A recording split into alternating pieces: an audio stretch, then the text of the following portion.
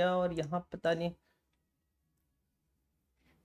ये बिल्कुल ना वैसा फील हो रहा है जैसे सिग्नल पे आप सबसे आगे खड़े होते हो और फिर जब आपकी ग्रीन लाइट होती है तब आपकी गाड़ी बंद हो जाती है। बिल्कुल वही वाली फीलिंग आ रही है मुझे अभी इस पॉइंट पे। मैं लाइव हूँ क्या मुझे भी नहीं पता। बच्चा पार्टी, मेरे बच्चे सब इंतज़ार कर रहे होंगे यार। हाँ हाँ हाँ हाँ।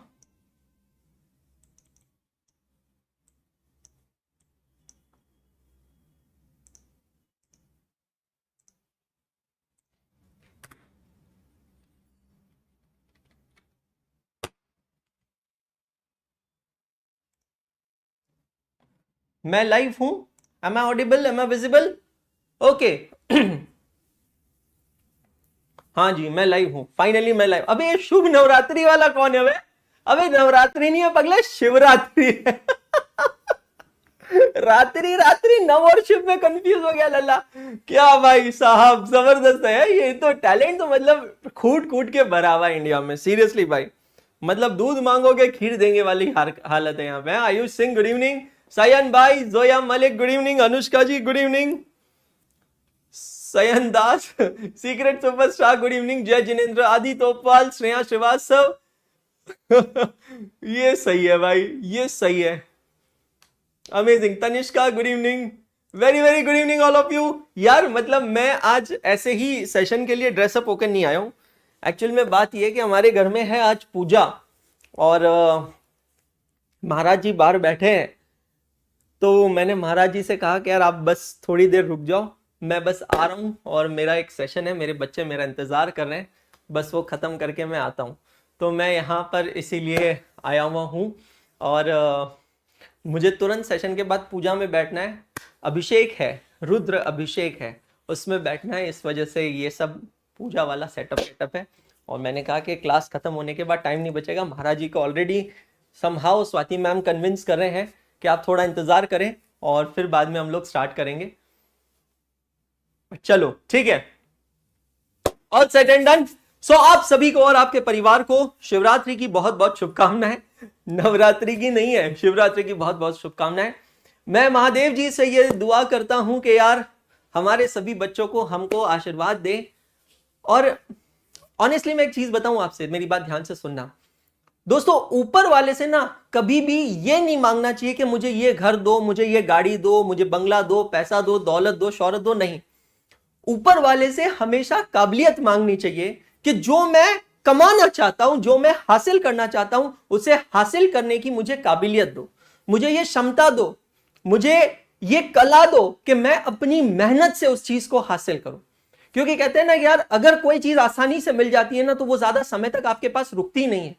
और अगर आप चाहते हैं कि कोई चीज ज्यादा समय तक आपके पास रुके तो फिर आपको उसके लिए ज्यादा मेहनत करनी पड़ेगी, है ना। Easy success is very short lived, इस चीज का ध्यान रखना। सो इसी नोट पे सबका बहुत बहुत स्वागत करता हूं। नमस्कार, गुड इवनिंग, सत श्री अकाल, आदाब, स्वागत है सभी का एकाग्रता सीए के यूट्यूब चैनल में। मैं हूं आपका होस्ट और आपका दोस्त अंशुल अग्रवाल। आप सभी का स्वागत करता हूं पेशेंस, ट्रस्ट और सेल्फ रिलायंस के साथ। करेक्ट? ओके, नाउ मेरा टाइमिंग नोट कर लीजिएगा। शाम को 6 बजे मंडे टू फ्राइडे इसी यूट्यूब चैनल पे मैं लाइव आता हूं आप लोगों के सामने, आप लोगों के लिए। और डेडिकेटेड तरीके से अगर पढ़ना चाहते हैं तो अड्डा 24/7 ऐप पे मुझसे मिल सकते हैं। इस क्यूआर कोड को स्कैन करें और सारे टीचर्स की, सारे सब्जेक्ट की आपको यहां पर डेडिकेटेड प्लेलिस्ट मिल जाएगी। ठीक है, हम लोग देख रहे हैं अभी टॉपिक डेप्रीसिएशन एंड अमोर्टाइजेशन। सफलता batch for CA foundation, absolutely free batch YouTube पे मेरे सभी प्यारे प्यारे बच्चों के लिए, आपके अंशुल भैया की तरफ से। टेबल ऑफ कंटेंट हम लोगों ने बनाया, अभी का है lecture number 3। Table of content यहां पर बना चुके हैं। फैक्टर्स ऑफ प्रोडक्शन हम लोग देख चुके हैं। ये सारी बेसिक चीजें हमारी हो चुकी है। बहुत सारी चीजें की हम लोगों ने, आप यहां देख सकते हैं। डेप्रीसिएशन, डिप्लीशन, अमोर्टाइजेशन का कंसेप्ट हम लोग देख चुके हैं। Financial statements true and fair दिखने चाहिए। मैचिंग प्रिंसिपल ऑफ अकाउंटिंग को हमने समझा है कल। मैंने आपको बताया expenses of period should match with the revenues of that period. ये एक इलस्ट्रेशन हम लोगों ने लिया था, किसी बुक में नहीं है, मॉड्यूल में नहीं है, अपने आप मैं करवा रहा हूं। ट्रस्ट मी गाइस, जब मैंने AAA बुक बनाई थी तब सबसे ज्यादा मेहनत मैंने इस चैप्टर पे की है, डेप्रीसिएशन के चैप्टर पे की है। उसके बाद में फैक्टर्स अफेक्टिंग डेप्रीसिएशन के बारे में हम लोगों ने बात की थी कि ब्रॉडली कौन कौन से फैक्टर्स है जिसपे डेप्रीसिएशन का अमाउंट बेस्ड करता है। ये सब डिस्कस कर लेने के बाद मैंने कुछ क्वेश्चंस करवाए थे आपको आईसीआई मॉड्यूल का इलस्ट्रेशन नंबर 11, आईसीआई मॉड्यूल का illustration number 12, ICI study material का मॉड्यूल का प्रैक्टिकल क्वेश्चन नंबर 4। और इतना ही नहीं, मैंने आपको बताया था कि ऐसे क्वेश्चन एग्जाम में आ चुके हैं 4 मार्क के लिए। वीडियो को लाइक ठोको, लाइक ठोकते चलो। 4 मार्क के लिए एग्जाम में ये क्वेश्चंस आ चुके हैं। अब हम लोग बढ़ने वाले हैं आगे। अच्छा, आगे बढ़ने से पहले मैं आपको एक चीज यहां पर और दिखाना चाहता हूं, जितने भी मेरे प्यारे प्यारे दोस्त हैं उन लोगों के लिए। Just give me 1 minute.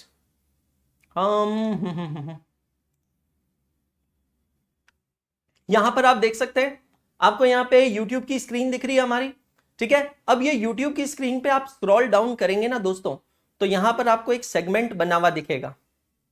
Check कीजिएगा ये सेगमेंट, सफलता batch for May CA foundation accounting for May oblique सितंबर 2025 बाय सीएसीएस अंशुल अग्रवाल, ठीक है। इवन जनवरी 26 के लिए भी एप्लीकेबल है।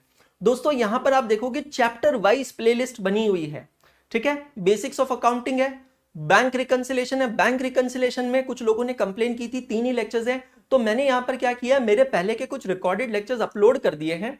और ये जो रिकॉर्डेड लेक्चर्स है, ये देखिए, ये अभी जल्दी प्रीमियर होने वाले हैं। अभी ये अनलिस्टेड है, बहुत ही जल्द प्रीमियर होने वाले हैं, सिर्फ और सिर्फ आप लोगों के लिए, ठीक है। उसके बाद में अगला चैप्टर आप यहां पर देख सकते हैं, rectification of errors, bills of exchange and promissory note. और ये जो अभी चैप्टर चल रहा है, डेप्रीसिएशन एंड अमोर्टाइजेशन। बहुत ही सिस्टमैटिकली पूरी प्रॉपर प्लेलिस्ट आप लोगों के लिए बनाई है, ताकि आप लोगों को कोई परेशानी ना हो। इतना ही नहीं, मैं इस सब के अलावा आपके लिए एक सिंगल प्लेलिस्ट भी बहुत जल्दी बनवा रहा हूं, मैं खुद ही बना रहा हूं इनफैक्ट, ताकि आप लोगों को अगर एक सिंगल प्लेलिस्ट चाहिए तो वो भी आप लोगों को मिल जाए, ठीक है। नाउ अपने रजिस्टर्स में आ जाएंगे और शुरू करते हैं करके accounting of depreciation and amortisation, ठीक है। डेप्रीसिएशन का मतलब हम लोग को समझ में आ गया, it is reduction in value of an asset due to multiple factors. जब भी एसेट की वैल्यू कम होती है तो उसे हम लोग कहते हैं डेप्रीसिएशन। अब इसकी अकाउंटिंग क्या करनी चाहिए, कैसी करनी चाहिए, बहुत आराम से समझेंगे।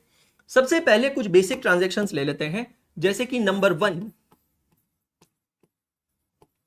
Purchase of asset. जब भी कोई एसेट आप खरीदते हैं तो आप उसकी क्या एंट्री पास करेंगे। अकाउंटिंग एंट्री समझ लिया तो क्वेश्चन करना आसान हो जाएगा, ठीक है। परचेज ऑफ एसेट, अब सीधी सी बात है, asset can be purchase for cash also, asset can be purchase for credit also. तो परचेज ऑफ एसेट के लिए आप अकाउंटिंग एंट्री पास करेंगे, एसेट अकाउंट डेबिट टू। अब अगर आपने इस एसेट के बदले कैश पे की है तो यहां पर आप क्रेडिट करेंगे कैश अकाउंट। अगर आपने चेक से पे किया है या ऑनलाइन पेमेंट किया है तो बैंक अकाउंट, और अगर अभी तक पेमेंट नहीं किया है तो आप क्रेडिटर अकाउंट को क्रेडिट करेंगे। सेल्फ एनालिसिस पेज सब जने बताइएगा, जो लोग भी मुझसे क्लासेस ले रहे हैं, स्पेशली जो ऐप पे मुझसे पढ़ते हैं, आप सबको पता होगा, मैं आपको हमेशा एक चीज कहता हूं कि रजिस्टर में जब भी कोई नया टॉपिक चालू करते हो तो फर्स्ट पेज को टाइटल देना है सेल्फ एनालिसिस पेज। कुछ इंपॉर्टेंट पॉइंट वहां पे लिखना है, जो मैं यहां पर लिख रहा हूं उसको वहां पर नोट कर लीजिएगा। सबसे पहली चीज, सबसे पहला point, depreciation is charged oblique claimed by the owner of asset only. Depreciation is charged or claimed by the owner of asset only. Number 2, no depreciation can be claimed on an asset not owned.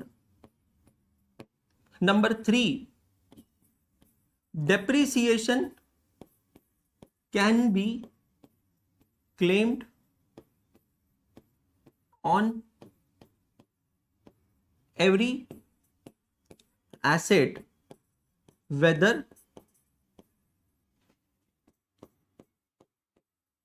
purchased for cash और credit. Point समझने की कोशिश करना। Depreciation कौन claim कर सकता है? Only and only owner of the asset. अगर आप किसी एसेट के ओनर नहीं है तो आप उस एसेट पे डेप्रीसिएशन क्लेम नहीं कर सकते। डेप्रीसिएशन सिर्फ एसेट का ओनर क्लेम कर सकता है, जिसने एसेट को खरीदा है, चाहे वो कैश में खरीदा हो या वो क्रेडिट में खरीदा हो। पेमेंट का डेप्रीसिएशन से कुछ लेना देना नहीं। डेप्रीसिएशन का किससे लेना देना है? ओनरशिप से लेना देना है। अगर आप एसेट के लीगल ओनर हो तो आप डेप्रीसिएशन क्लेम कर सकते हो। अगर आपने एसेट को किराए पे लिया है तो आप डेप्रीसिएशन क्लेम नहीं कर सकते। इसमें एक एक्सेप्शन है, लेकिन वो थोड़ा इंटरमीडिएट लेवल का है, हायर परचेज एंड इंस्टॉलमेंट का। उसके बारे में मैं अभी यहां पर बात नहीं करूंगा, उसका जिक्र मैं अभी यहां पर नहीं करूंगा। ये क्लियर हो गया सभी को? क्या कहा मैंने? डेप्रीसिएशन जो है it can be claimed, depreciation can be claimed only if the asset is owned by us. सिर्फ जो खुद की एसेट होती है उस पर डेप्रीसिएशन क्लेम होता है, चाहे वो कैश में खरीदा हो या क्रेडिट में खरीदा हो। पहला पॉइंट, पहला ट्रांजैक्शन, आपने एसेट खरीदा, asset account debit to cash, to bank और टू क्रेडिटर अकाउंट। ठीक है, मेरा अंदाज बड़ा निराला है और मेरे गुरु ने कहा बहुत ही जल्द मेरा समय बदलने वाला है। पढ़ाने का तरीका थोड़ा अलग हो सकता है बेटा, सिर्फ आप वेवलेंथ मैच करने की कोशिश करना। थोड़ा आप आगे बढ़ो, थोड़ा मैं आगे बढ़ो, बीच में मिलेंगे, प्यार हो जाएगा, चिंता मत करो। Second number transaction, expenses incurred on asset। अब आपने कोई एसेट खरीदी है तो उस पर किसी तरीके का एक्सपेंस भी इंकर हो सकता है, जैसे कि इंस्टॉलेशन, असेंबली,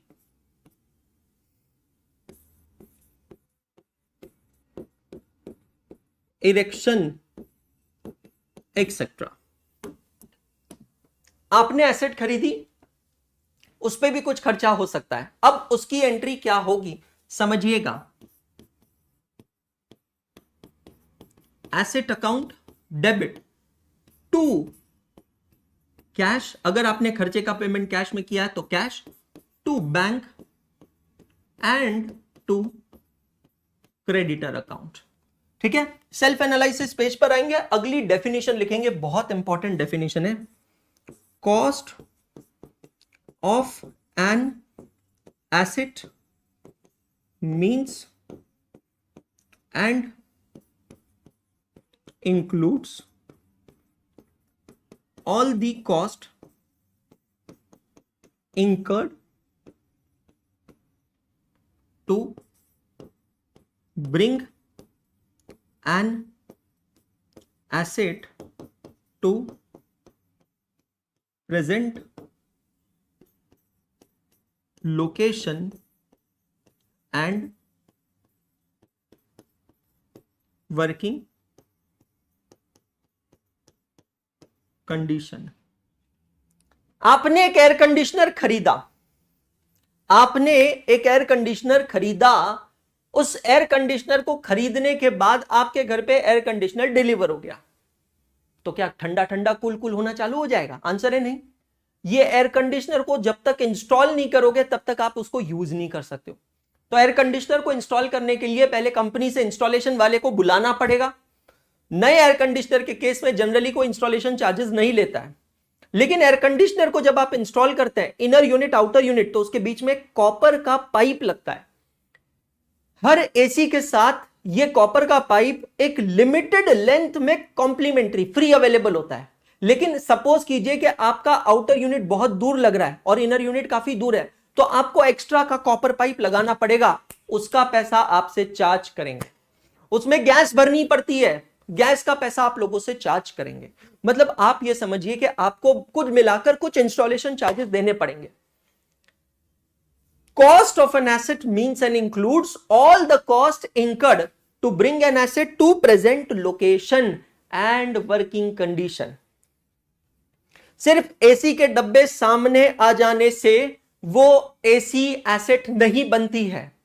कोई भी चीज एसेट कब बनेगी? जब आप उसका इस्तेमाल करते हैं। दोस्तों, जब आप कुछ महीनों बाद, बस कुछ महीनों बाद जब आप इंटरमीडिएट में आओगे, तो इंटरमीडिएट में इसके ऊपर पूरा एक अकाउंटिंग स्टैंडर्ड हमें पढ़ना है, उसका नाम है AS10, property plant and equipment. वहां और भी डिटेल में मैं आपको पढ़ाऊंगा कि यार किसी भी चीज को आप एसेट कब कहते हैं। ठीक है, अब क्योंकि चलो जिक्र निकल गया है, बात छिड़ गई है, तो छेड़ लेते हैं। अकाउंटिंग स्टैंडर्ड 10 के हिसाब से एसेट के रिकॉग्निशन के दो क्राइटेरियाज हैं। मतलब दो कंडीशंस, दो क्राइटेरिया अगर फुलफिल होती है तो आप किसी भी चीज को एसेट कहते हैं। पहला क्राइटेरिया क्या है? There is a certainty that there will be future economic benefit. जो भी खर्चा आप कर रहे हो उस खर्चे के वजह से अगर कोई फ्यूचर इकोनॉमिक बेनिफिट होने वाला है तो वो आपकी एसेट है, number one. Number two, the cost of an asset can be measured reliably. वो जो एसेट है उसकी कॉस्ट आप एक्यूरेटली, रिलायबली कैलकुलेट कर सकते हो। अगर ये दोनों का जवाब हाँ है तो ही वो एसेट बनती है। मतलब सिंपल सी बात, साधारण सी बात एक चीज बोलूं, एसेट कोई भी चीज तब है जब वो आपको इकोनॉमिक बेनिफिट मतलब फायदा दे, मॉनेटरी इनफ्लो दे, कैश इनफ्लो दे, तो ही वो एसेट है, नहीं तो एसेट नहीं है, नहीं तो वो वेस्ट है। आप लोग अभी तो स्टूडेंट लाइफ में, चलो मैं मेरा एग्जांपल लेता हूं, मैं प्रोफेशनल हूं। अब मैं अगर एक लैपटॉप खरीदता हूं या मैंने ये माइक्रोफोन खरीदा, ये आप माइक्रोफोन देख रहे हैं जिससे मैं आपको अभी पढ़ा रहा हूं, ठीक है, ये मैंने माइक्रोफोन जो लिया है, क्या ये माइक्रोफोन मेरी एसेट नहीं है? सोच कर देखो।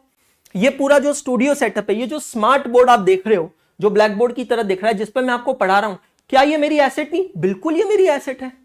एसेट का मतलब क्या? जो आपको आपके बिजनेस में मदद करे, जो आपको आपके प्रोफेशन में मदद करे, उसको हम कहते हैं एसेट। एक डेंटिस्ट होता है, डेंटिस्ट की एक चेयर होती है जिसपे पेशेंट को ऐसे लेटा कर बोलो आ, तो वो चेयर उसकी क्या है? It is an asset.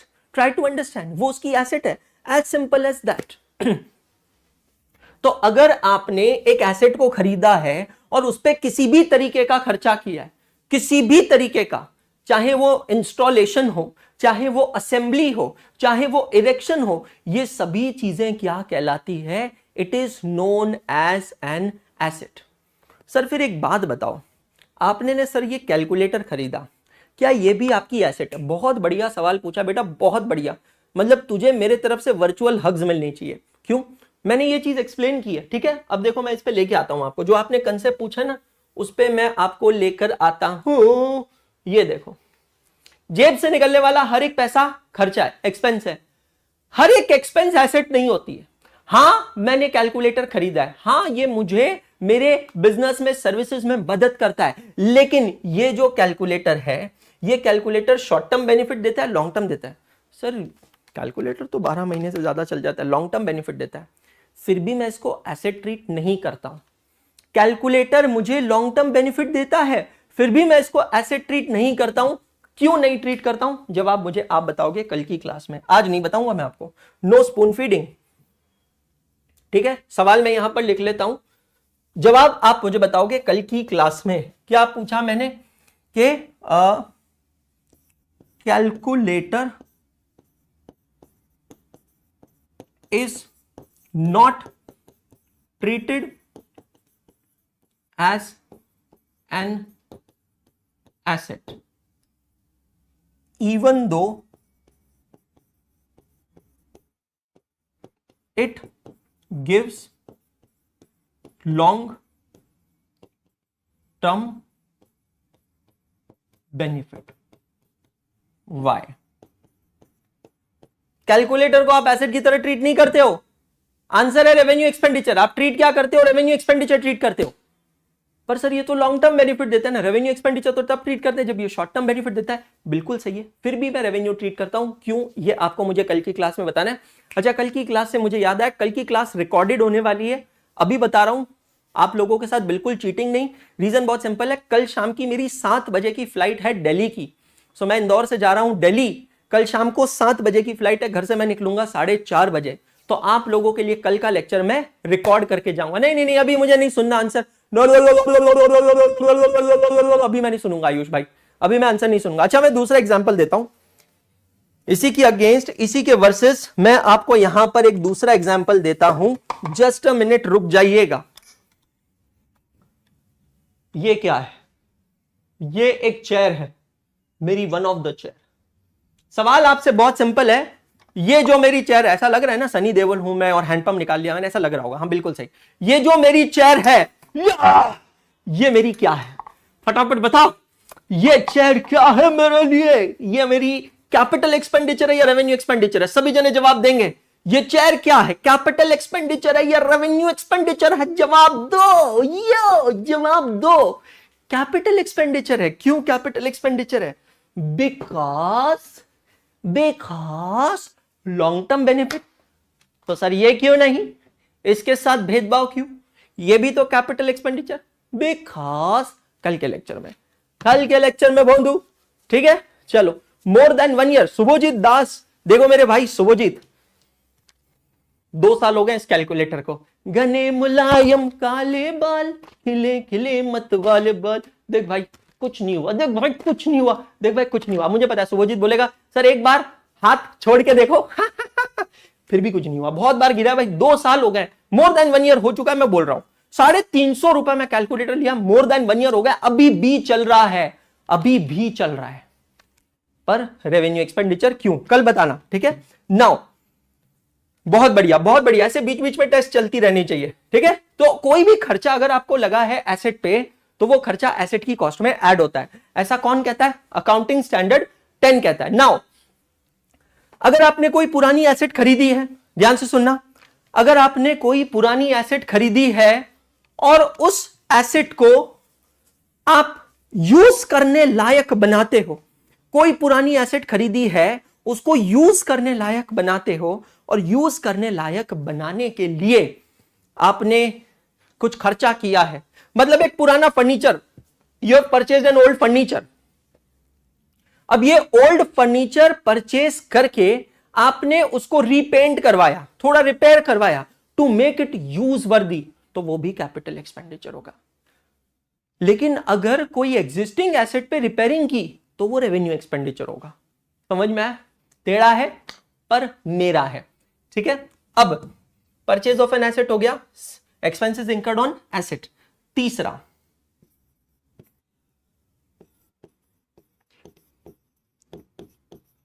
Charging depreciation on asset.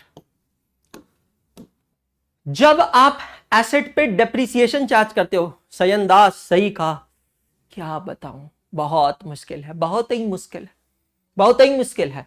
जब आप एसेट पे डेप्रीसिएशन चार्ज करते हो, क्या एंट्री पास करते हो, depreciation account debit.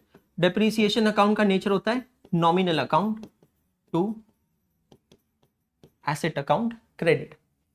Depreciation account debit to asset account credit, check करिएगा, depreciation account debit to asset account credit. Clear हो गया, depreciation account debit to asset account credit. अब सेल, डिस्पोजल, रिटायरमेंट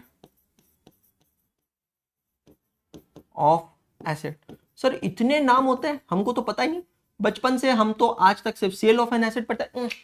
बाबू सोना जानू, जैसे मेरे बाबू ने थाना थाया ही नहीं थाया, वही वाला कंसेप्ट है। Sale of an asset, disposal of an asset और रिटायरमेंट ऑफ एन एसेट, इन सबको समझने की कोशिश करते हैं।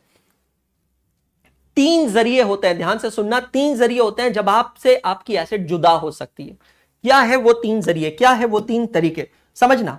सबसे पहले होता है सेल ऑफ एन एसेट, तो आप एसेट को बेचते हैं, तो उसके बदले आपको कैश मिलती है, या कोई दूसरी एसेट मिलती है, या फिर कुछ और मिल सकता है, समझ रहे हो, कुछ और भी मिल सकता है। हाँ, नॉटी नॉटी, हाँ, तो आपने एसेट को बेचा, उसके बदले में आपको कुछ मिला, सेल ऑफ एन एसेट।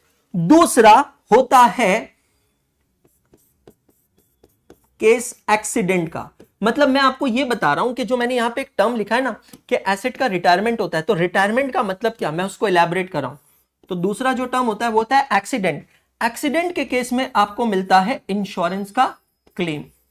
क्या मिलता है, इंश्योरेंस का क्लेम। रिटायरमेंट के 3 तरीके, पहला होता है सेल, कैश लिया, एसेट को बेचा। दूसरा होता है एक्सीडेंट। तीसरा होता है आपने एसेट को स्क्रैप किया। स्क्रैप के केस में कोई रेजिडुअल वैल्यू नहीं मिली, भंगार कर दिया, कुछ पैसा उसके बदले में आपको नहीं मिला। जब भी आप एसेट को बेचते हैं, मैं अब इसके आगे बेचना नहीं, मैं रिटायरमेंट वर्ड यूज करूंगा। अच्छा, यहां पर अकाउंटिंग स्टैंडर्ड 10 में, वैसे तो मैं आपको दिल से नहीं पढ़ाना चाहता अकाउंटिंग स्टैंडर्ड 10, अभी फाउंडेशन में हो भाई, इंटरमीडिएट में आओ फिर पढ़ो हमसे। हाँ, तो अकाउंटिंग स्टैंडर्ड 10 में एक और वर्ड यूज हुआ है, वो है D recognition of an asset. 3 accounting entries pass होगी, बहुत गौर से देखना। पहली एंट्री होगी, पहले तो ये समझ में आया कि रिटायरमेंट और डी रिकॉग्निशन 3 तरीके से होता है। पहली एंट्री होगी जब आपको पैसे मिलेंगे तब आप एंट्री पास करेंगे। अगर कैश मिली है तो कैश अकाउंट डेबिट करेंगे, अगर चेक मिला है तो बैंक अकाउंट डेबिट करेंगे, अगर एसेट के बदले कोई और एसेट मिली है तो उस एसेट अकाउंट को डेबिट करेंगे। मैं इसको जितना फैलाना चाहूं ना चिंगम की तरह मैं खींच सकता हूं। आपको एसेट के बदले इक्विटी शेयर भी मिल सकते हैं, आपको एसेट के बदले प्रेफरेंस शेयर भी मिल सकते हैं, डिबेंचर भी मिल सकते हैं, बट मैं फिर से कह रहा हूं मैं बहुत फिल्टर लगा रहा हूं। समझ रहे हो दोस्तों, आप बहुत फिल्टर लगा रहा हूं, अपने स्कोप को बहुत लिमिटेड रख रहा हूं, सीए फाउंडेशन में रख रहा हूं, क्योंकि ऐसे टॉपिक्स ना मुझे इंटरमीडिएट में लेकर चले जाते। क्या करूं, मनी ऐसा है ना। तो cash account debit, bank account debit, या कोई नई asset account debit to asset account credit. Asset कौन सी, जो एसेट आपने बेची है। अब इन तीनों में से अगर आप एसेट को बेच रहे हो तो ये एंट्री पास होगी क्योंकि पैसा मिल रहा है। अगर एसेट का एक्सीडेंट हो रहा है और आपको इंश्योरेंस क्लेम मिल रहा है तो भी ये एंट्री पास होगी। लेकिन अगर आपने एसेट को स्क्रैप कर दिया, भंगार कर दिया, और आपको भंगार का कुछ पैसा नहीं मिला तो ये एंट्री पास नहीं होगी। समझ में आया, मतलब मैकेनिकल नहीं जाने का, कंसेप्चुअल जाने का। ये एंट्री किस चीज की है, आपने एसेट बेचा, उसके बदले में आपको कुछ पैसा मिला, है ना। कैश में भी मिल सकता है, बैंक से भी मिल सकता है, एसेट के बदले नई एसेट भी मिल सकती है, कुछ भी हो सकता है। ये क्लियर हुआ पहली चीज। दूसरी चीज, जब तक मैं तुमसे प्यार करता हूं तब तक you are 1 in million for me. जब तक मैं तुमसे प्यार करता हूं तब तक you are 1 in million for me. जब मैं तुमसे नफरत करता हूं you are none in million for me. ये भी सही था भिड़ू, ये भी बहुत सही बात थी, ये भी बहुत सही बात थी। सो अब इसका मतलब यह है कि आपने एसेट को जिस भी दिन बेचा, आप उस दिन तक का डेप्रीसिएशन उस एसेट पे चार्ज करोगे। क्या एंट्री पास करोगे, वही एंट्री जो हमने पहले की, depreciation account debit to asset account credit. Depreciation account debit to asset account credit. ऐसा कोई रूल है क्या कि आप एसेट को सिर्फ 1 अप्रैल को या 31 मार्च को ही बेच सकते हो? नहीं भाई, ऐसा तो कोई रूल नहीं है, ऐसा कहीं कोई रूल नहीं है। आप एसेट को कभी भी बेच सकते हो। तो जिस भी दिन आप एसेट को बेचोगे, सपोज आपने 30 सितंबर को एसेट बेची है, फाइनेंशियल ईयर है अप्रैल से मार्च, मतलब करंट ईयर में आपने एसेट को कितने महीने यूज किया है, 6 महीने यूज किया है, तो आपको 6 महीने का डेप्रीसिएशन प्रोवाइड करना पड़ेगा। अब इसमें 2 थॉट्स ऑफ स्कूल है। आईसीआई मॉड्यूल में ही कुछ क्वेश्चंस के अंदर जो एसेट्स आपने बेची है उसका डेप्रीसिएशन आप 31 मार्च को ही प्रोवाइड कर रहे हो, ईयर एंडिंग डेट पे ही प्रोवाइड कर रहे हो। गलत नहीं है, सही है। कुछ क्वेश्चंस के अंदर एसेट सोल्ड का depreciation on the date of sale ही प्रोवाइड किया गया, मतलब अगर 30 सितंबर को एसेट बेची है तो 30 सितंबर को ही डेप्रीसिएशन प्रोवाइड किया है, वो भी गलत नहीं है, वो भी सही है। अगर आप मुझसे पूछोगे अंशुल सर क्या करना चाहिए, मैं ना भैया बहुत सिंपल थॉट का पर्सन हूं। मैं ये मानता हूं जिस दिन एसेट बेची है उस दिन उसका झमेला कर दो खत्म। क्या कहा मैंने, जब तक मैं आपसे प्यार करता हूं you are 1 in million for me. इस पूरी दुनिया में आप मेरे लिए एक हो, सबसे कीमती हो।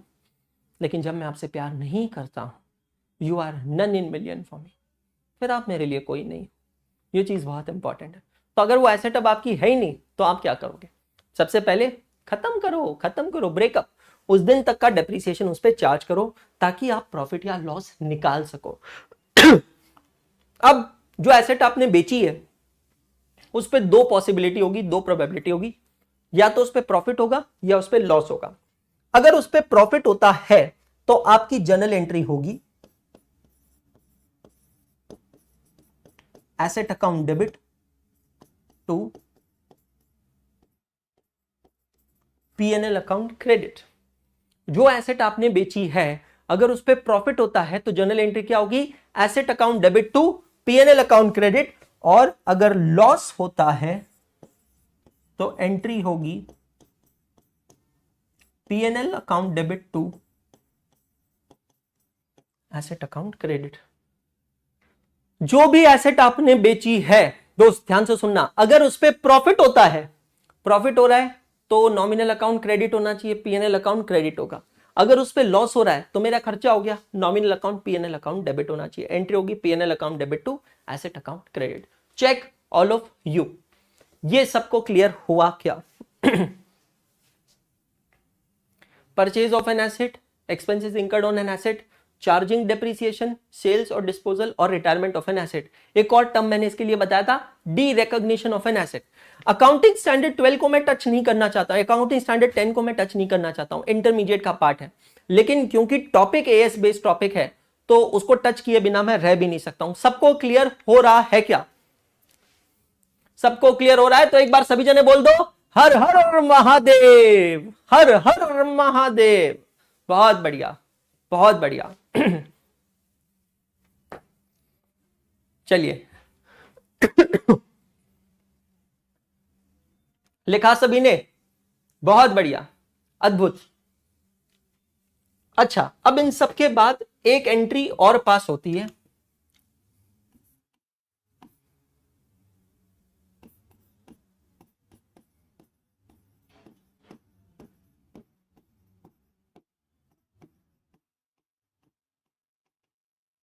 Eight end of the year you pass a transfer entry.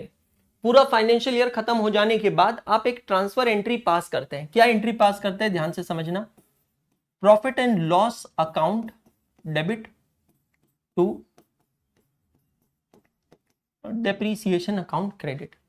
Sir इसका लॉजिक क्या है? What is the logic? Self analysis के जो पॉइंट्स लिख रहे हैं उसी में आप आकर लिखेंगे, eight the end of financial year. अगर आप फाइनेंशियल ईयर फॉलो करें अप्रैल से मार्च तक, तो at the end of the financial year the balances of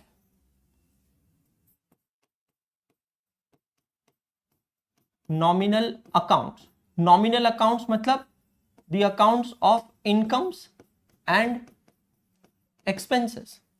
At the end of the financial year, the balances of all the nominal accounts, that is the incomes and expenses, are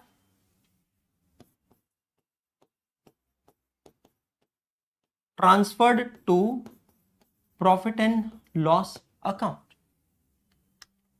भाई final accounts नाम का एक topic है, ठीक है? जो बच्चे मुझसे ऐप पे पढ़े याद करो, मैंने आपको ये सिखाया था कि आप लोगों को एक ट्रायल बैलेंस दिया है। ट्रायल बैलेंस के डेबिट में क्या होता है? एसेट्स और एक्सपेंसेस होते हैं। आप जब उन एक्सपेंसेस को पीएनएल में ट्रांसफर करते हैं तो आप एंट्री क्या पास करते हैं? PNL account debit to expenses account credit. तो depreciation is one of the expense, nominal account है। अब आप इस डेप्रीसिएशन को पीएनएल में ट्रांसफर करेंगे तो एंट्री क्या पास होगी? ध्यान से देखो, PNL account debit to depreciation account credit. Check करिएगा, profit and loss account debit to depreciation account credit. Check all of you. सभी बच्चों को मैं बता दूं, रात को 8 बजे, अभी से तकरीबन 1.5 घंटे बाद, मैं इंस्टाग्राम पे लाइव आऊंगा आप लोगों के लिए, आप लोगों से बातें करूंगा। अगर कोई भी मेरे साथ जुड़ना चाहता है, इंस्टाग्राम पे वीडियो कॉल करना चाहता है, मुझसे बात करना चाहता है, तो स्टे कनेक्टेड। आज रात को 8 बजे इंस्टाग्राम पे मिलते हैं हम लोग, ठीक है? बहुत बढ़िया। क्लियर? जितने लोग देख रहे हैं उसके आधे लोग लाइक करते हैं। ये तो मेरे को रिवाज ही समझ नहीं आता है। कोई बात नहीं, मेरी मेहनत में कोई कमी रही होगी, इसको बेहतर करेंगे, ठीक है? सो आज का लेक्चर यहीं रोकता हूं मैं। थोड़ा शॉर्ट है लेक्चर क्योंकि पंडित जी बाहर है, मैम आकर मुझे चेहरा दिखाकर गई है। वो शादी के बाद मैंने देखा है, आपकी वाइफ का एक एक्सप्रेशन जो होता है ना, वो माँ की डांट से कई गुना बड़ा होता है, ठीक है? चलो, बहुत बढ़िया। चलिए, तो अब हम लोग आज यहां पर वाइंड अप करते हैं। कल का लेक्चर आपका 6 बजे ही होगा और वो रिकॉर्डेड रहेगा। एडवांस में बता रहा हूं क्यों रिकॉर्डेड रहेगा, क्योंकि मेरी फ्लाइट है कल 6 बजे, तो मैं आपके लिए लेक्चर की रिकॉर्डिंग कर लूंगा आज रात को, ताकि आप लोगों की पढ़ाई अनइंटरप्टेड तरीके से चलती रहे। उम्मीद कर रहा हूं डेप्रीसिएशन में मजा आ रहा होगा। आप लोगों के लिए प्रॉपर स्ट्रक्चर्ड प्लेलिस्ट बनाइए, सेगमेंट बनाए इसी यूट्यूब चैनल पे। बहुत सारी चीजें कर रहा हूं भाई, बस मैं ये कह रहा हूं साथ बनाए रखो। कहता था, कहता हूं, कहता रहूंगा, हाथ नहीं छोड़ूंगा, साथ नहीं छोड़ूंगा। जाने से पहले कहूंगा सिर्फ इतना, पढ़ते रहो, सीखते रहो, आगे बढ़ते रहो, क्योंकि पढ़ना बंद तो सीखना बंद, और सीखना बंद तो आगे बढ़ना बंद। गुड डे, शब्बा खैर, and wish you all happy Mahashivratri once again.